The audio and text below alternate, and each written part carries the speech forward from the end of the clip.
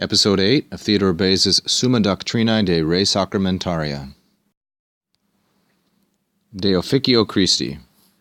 Officium Christi esse dicamus, omnia electis confere quae ad salutem requiruntur, sicut nos vicissim necesse est, omnia illa ex ipso haurire. Beza now takes up the question concerning the office de Officio Christi. Now remember that there were 4 things which he said he was going to discuss in the introduction to the work, and this is then the second of those, de officio. Now this word officium is a very important word with a long history. Perhaps the first and most famous work that deals with this is Cicero's De Officiis, on moral obligations or moral duties, which was in 3 books. The etymology of this word is also important.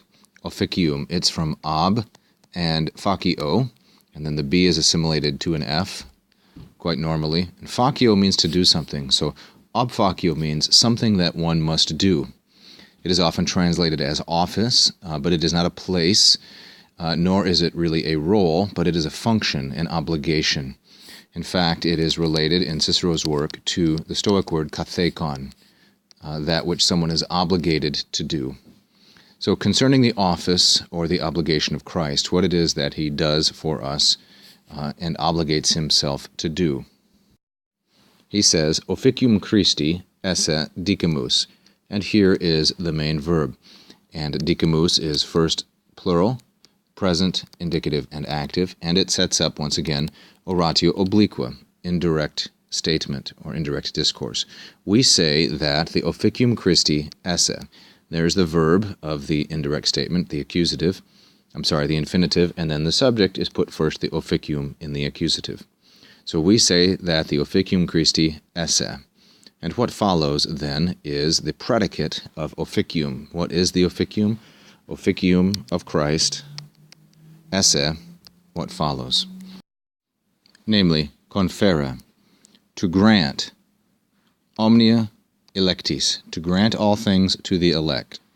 So if we give an enudatio, officium esse confere.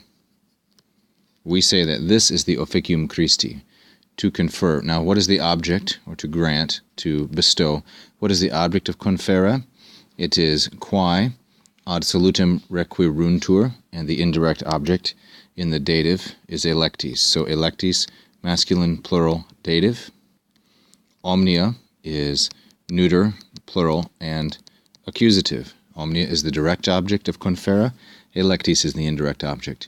To bestow upon the elect, electis, all those things. Now, what kind of omnia are they?